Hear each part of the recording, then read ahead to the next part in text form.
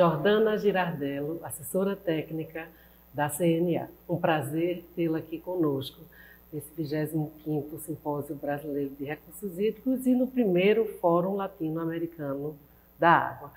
Jordana, apesar da CNA ser uma instituição bastante conhecida, representar um setor muito importante para toda a sociedade, eu queria que você explicasse resumidamente aqui qual o papel da CNA, a inserção na questão da gestão de recursos hídricos, da política, dos usos múltiplos, qual a atuação da Jordana e da CNA?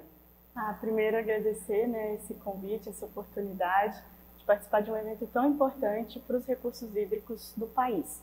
Na CNA, eu estou na coordenação de sustentabilidade, onde a gente tem temas do meio ambiente, temas de recursos hídricos, e eu especificamente cuido da gestão dos recursos hídricos e da irrigação.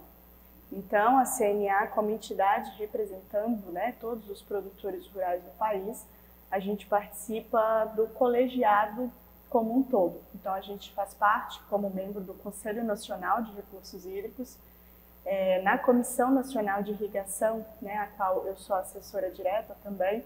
A gente fez uma série de estruturas e contratação de consultorias, porque a gente sentiu a necessidade de fortalecer e qualificar a participação da base do setor agropecuário nos comitês de bacia, sejam eles estaduais, sejam eles federais e também nos conselhos. Então, nos últimos um ano, mais especificamente, a gente começou a trabalhar muito forte na política, levar ao conhecimento dos produtores e dos técnicos que representam o setor dentro do Sistema Nacional de Gerenciamento de Recursos Hídricos, a importância da política, os instrumentos de gestão da política e como cada instrumento pode afetar ou não a atividade fim do setor agropecuário.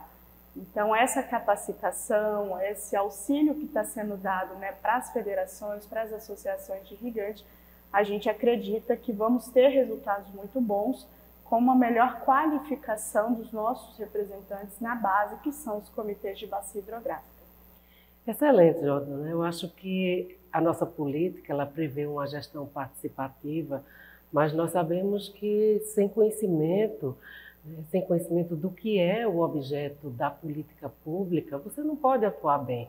Então, esse papel que vocês estão exercendo, da capacitação, da participação qualificada, acho que é um ganha-ganha. Eu acho que ganha o setor que está sendo representado, ganha toda a política. E eu sei também que o setor, ele muitas vezes, ele tem uma imagem não muito positiva da sociedade, e nós sabemos que nós dependemos do setor agrícola, da produção rural, para os alimentos, é um dos bens também, o uso da água para um serviço, digamos, para uma provisão que é essencial. E aí eu sei que vocês também têm investido muito na questão de estudos mais aprofundados para mostrar números fidedignos do que é o setor, do que é que o setor traz de positivo para a sociedade, porque muitas vezes se pinta só o lado negativo. Eu queria que você falasse um pouco desses estudos, como é que vocês têm embasado também a apresentação do setor para a sociedade. Não, é muito importante essa comunicação. A gente costuma brincar que a gente faz nosso serviço da porteira para dentro muito bem, mas a gente não consegue, às vezes, comunicar com a sociedade de forma geral. Então, a gente tem trabalhado buscando mostrar que o sistema, e eu falo sistema porque a gente tem a CNA, o Senar, que é o braço de capacitação para o produtor rural, que a gente tem levado cada vez mais a assistência técnica para esses pequenos, principalmente pequenos produtores rurais, que necessitam de um apoio técnico e gerencial para poder melhorar cada vez mais a qualidade de vida da própria família ali dentro das propriedades. Então, é muito importante, a gente agrega hoje na comissão também as associações de irrigantes e esses trabalhos eles são feitos localmente. Então, a gente tem exemplos de trabalhos que são desenvolvidos no oeste da Bahia, no estado do Mato Grosso, onde as associações, junto com o governo e as universidades, eles estão fazendo estudos mais detalhados para chegar na disponibilidade hídrica, justamente para entender o comportamento daquela bacia, daquela região, porque a gente tem o Atlas Irrigação, né, que mostrou para nós, com vários estudos, as probabilidades de crescimento da irrigação em determinadas áreas. Então, o Ministério do Desenvolvimento Regional, ele vem desde 2019 criando polos de agricultura irrigada nessas regiões onde a gente já tem a irrigação, mas a gente tem uma possibilidade de expansão muito grande ainda, para que sejam feitos estudos, monitoramento, para que as coisas cresçam de forma ordenada e organizada. Então, esse é o principal ponto que a gente tem dialogado bastante, né, localmente nesses polos, detectando os problemas e para poder resolver, né, e sempre com o apoio da ciência e da tecnologia, né, que é o grande aliado do setor agropecuário desde a década de 50 e que permitiu o Brasil chegar a ser o que é o maior produtor de alimentos do mundo. Então, esse trabalho que a gente tem feito de comunicação é mostrando exatamente, né, que o sistema ele atende do pequeno ao grande, ele representa do pequeno ao grande e ele busca sempre capacitar, qualificar o trabalho que o produtor está fazendo para que a gente tenha na ponta produtos de qualidade e na quantidade suficiente para toda a população. E eu acho muito interessante que com essa visão, né, de multiplicidade de uso, a gente sabe da importância do setor para a produção de alimentos e a gente sabe que a água ela é um bem de uso comum, né? Então a gente também, como a gente produz alimentos, nós também precisamos da energia, nós também precisamos do abastecimento, que infelizmente na zona rural é inexistente, né? A questão de saneamento ainda a gente precisa avançar muito no país. Por isso que eu acho que a base do nosso sistema, da nossa política, ela é participativa e ela é construída de forma conjunta. E olhando da base, né, não é uma política que é colocada de cima para baixo. Então eu costumo falar que tudo dentro da política, quando ela vem de cima para baixo, ela tem pouca eficácia, né? Porque aquele grupo, aquele processo, ele não foi ponderado, ele não foi tido do próprio comitê, né? Quando as decisões elas não partem, né, ali da base colegiada, a gente tem pouco sucesso na implementação. Então eu acredito que a gente fortalecer os comitês de bacia, dar capacidade para que eles tenham discussões de alto nível, sempre aportados pelas pesquisas, pelas técnicas, pela ciência, pelo que for necessário para a discussão, a gente vai ter a efetividade, né? E muitos costumam brincar em relação à questão da cobrança, né? Falar, o setor é resistente.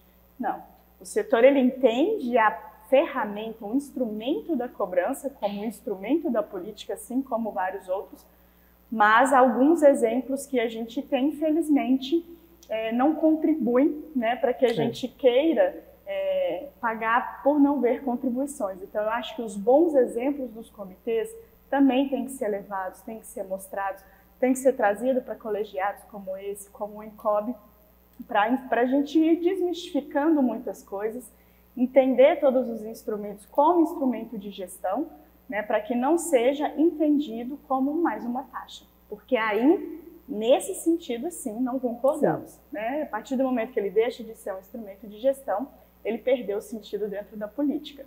Então, a gente busca, né, fazer isso, qualificar e está levando a todos esses mecanismos para que os tomadores de decisão ali na base dos comitês tenham a capacidade de estar tendo essas discussões e definindo o melhor pacto para aquela bacia local.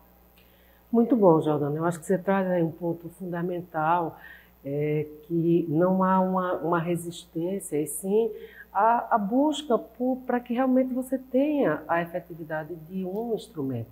E como vocês se inserem aí na discussão, na formulação da política, no que fazer, no plano de aplicação do recurso arrecadado com a cobrança, então vocês têm condições, realmente o setor tem condições de opinar como esse recurso arrecadado ele volta para o sistema em termos de fato, fortalecimento do sistema, como você fala, de baixo para cima.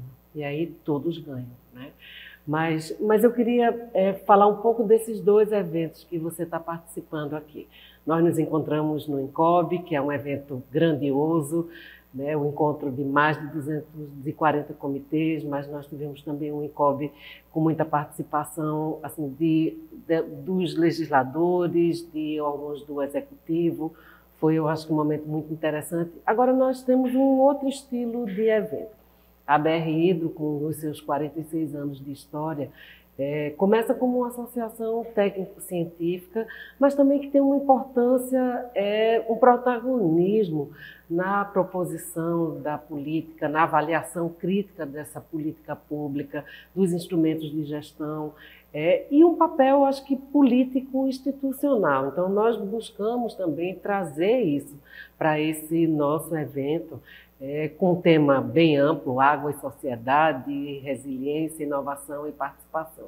Então, eu queria primeiro ouvir assim, qual a sua avaliação, a importância desse evento, o que é que você leva de volta para o seu setor, de um evento técnico-científico, mas também com a pauta político-institucional. Eu achei muito interessante que, como eu participei por 10 anos de comitês de bacia, né, no estado de Goiás, eu sempre via BRH dentro dos colegiados, né? E eu não tinha ideia, né, da amplitude, da quantidade de comissões temáticas que a BR Hidro tem dentro da sua composição.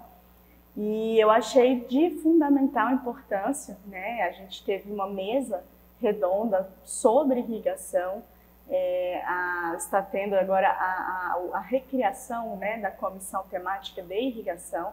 Então, eu achei extremamente gratificante a gente poder ver e sentir na BR Hidro um braço de apoio para as nossas demandas técnicas, né? Porque, como eu falei, a gente sempre se respalda pela ciência e pela tecnologia. Então, ter esse apoio na ciência e com estudos técnicos e poder demandar, junto à comissão da BR Hidro, documentos e coisas que são necessárias para discussão a nível global, eu acho que é um ganha-ganha. Eu acredito que a gente vai poder somar muito, né, a comissão temática, assim como a gente vai poder buscar esse apoio todo para a nossa Comissão Nacional de Irrigação também. Então, eu acredito que a gente unir os atores, né, em prol do desenvolvimento e da gestão dos recursos hídricos no país, vamos ter muitos resultados positivos nos próximos anos aí. Eu estou acreditando bastante, fiquei muito feliz da gente poder ter participado dessa mesa sobre irrigação, né, de saber da recriação da comissão temática. Então, eu acredito que é um sinal da BR Hidro, né, porque muitos acham que às vezes é mais sanitarista, saneamento, e não via esse link com a irrigação, que, querendo ou não, é o maior usuário do recurso hídrico, né? Então, sim, esse olhar e essa visão da BR Hidro, né, para discutir e apoiar as discussões técnicas de irrigação vai ser muito importante para o país como um todo. Que bom! Então, nós atraímos novos participantes com muita energia, e a energia está em alta aqui nesses nossos eventos. E o FLA, Jordana, o primeiro Fórum Latino-Americano, e que ontem foi fundado o Conselho Latino-Americano da Água. Acho que é uma janela de oportunidades, de cooperação, de trocas de experiência, de construções coletivas. Mais trabalho, né? Mais desafio, mas qual a sua visão? Vocês também participaram de uma mesa redonda sobre água e inovação. Acho que foi muito interessante poder divulgar assim, o que o setor traz nessa busca por inovação, a base da ciência e tecnologia. O que é que você achou desse evento e da criação desse conselho? Bom, o Fórum Latino-Americano foi uma surpresa muito boa, né? Porque a gente sempre via o Fórum Mundial e, de certa forma, a gente não conseguia organizar a nossa base, eu digo, os nossos países vizinhos e a América Latina como um todo, para apresentar ou levar as ações. E a gente sabe que muitos problemas eles acabam sendo comuns, né, entre os países, e como a gente ouviu muito falar ontem, a água ela não respeita o limite imaginário que a gente pôs de cada país. Então a gestão da água, sim, ela precisa ser feita de forma colaborativa, né? Ainda mais quando a gente trata de águas entre países, que dividem países. Então, se o país vizinho não faz um bom uso, a gente vai ter problema e vice-versa. Então, essa integração e essa visão, né, do bloco e da gestão, como pode ser compartilhado, trocas de experiências, é fundamental. Quando a gente trouxe isso para a nossa área, né, da agricultura, foi muito interessante, porque quando a gente observa, às vezes o que para nós no Brasil não é uma inovação, né, para um país vizinho pode ser algo assim que vai revolucionar o sistema agrícola deles. Então essa troca, eu acho que ela vai ser muito grande, e aí é aquilo, se um ganha, todos ganham.